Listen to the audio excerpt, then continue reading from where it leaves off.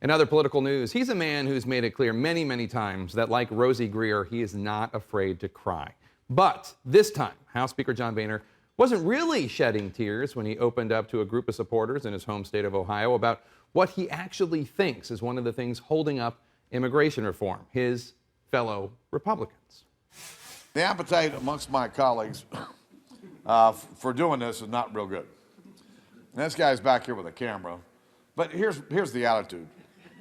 Oh, don't make me do this. Oh, this is too hard.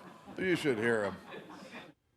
And while the Speaker of the House stopped short of pulling out the world's tiniest violin, the comment wasn't exactly music to his fellow Republicans' ears. Let's bring in CNN's chief congressional correspondent Dana Bash and Yahoo News White House correspondent Olivier Knox. Dana, Boehner's office says you only tease the ones you love. But this is not the first time he has done that little skit. No, I mean, I can say this now because I got permission and not to break any confidentiality that I have heard him say, and I've seen him say this kind of thing, do the whiny thing many times in off-the-record settings. I know from other Republicans that he has done this in many, many meetings, said to Republican lawmakers' faces, you're too, use your word. I'm sure he would use a more colorful word than I can on television wimpy, we'll say. to take tough votes. So this is not new. What is interesting, of course, is that we're seeing it in public and that he's doing it in public. It's one thing to tell me and other reporters off the record. It's another thing to say it in private meetings. It's a whole different story to do it in public. So you might ask why real quick.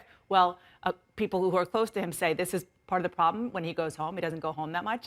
He's comfortable and he's with all of his people. And, he looks around and he just maybe says things that maybe he wouldn't otherwise say. Right, and it's not a hot mic moment. He signified he knew somebody was filming him, Olivier. Yeah, that is one of the best parts of this video is he looks at the camera and very deliberately goes into the whiny House Republican act. Initially when I heard this story, I thought, John Boehner knows better than to think that there's any such thing as a local interview anymore. Right. He's too smart to know to think that, oh, this will be totally off the record. So one of the really fun parts of this is, of course, that he saw the camera and played to it. And just one more thing, he has been, to use a term I think John Boehner would like, showing a little bit more leg on issues with him and the Conservative Party. I mean, he has been really more and more vocal about trashing the groups, who, by the way, are not happy about this, and about saying that he believes that, some of the conservatives out there have been hurting progress on big issues that are tough for the Republican Party, like immigration. So this is just another step in that.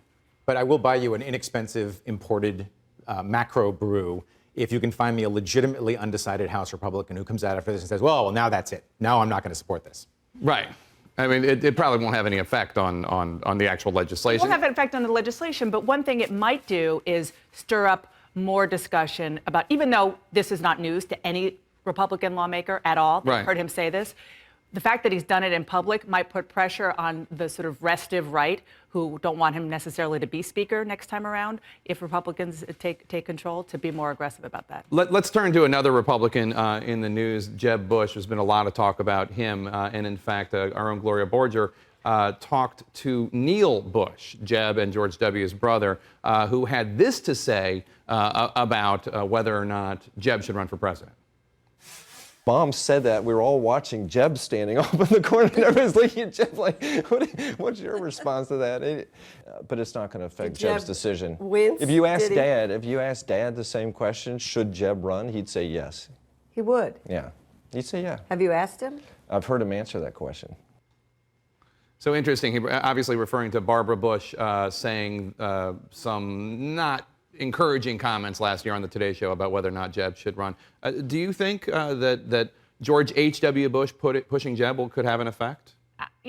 Probably not, because the fact that his father wants him to run is probably maybe news to us, but probably not news to Jeb Bush. Right, of course. And by all accounts, when it comes to family and family matters and people in his family making decisions, the person who matters more than anyone is his wife, who doesn't like the spotlight, who doesn't like politics, who is was a reluctant first lady of Florida and would be even more of a reluctant first lady or even candidate for first lady of the country. That is his primary focus when it comes to family concerns, a big one. Yeah, I think that, and he's going to look at his prospects for victory. He's going to look at the fundamentals, look at how the economy is doing. all these other electoral factors are doing. You know, at a recent event at his father's library, he did come out very strongly in favor of immigration reform. So he's not really hiding the ball here. But I think he's going to take much closer stock of the reality of the political situation and not necessarily let either of his parents make the call for him. Olivier Knox, Dana Bash, thank you so much. We appreciate it.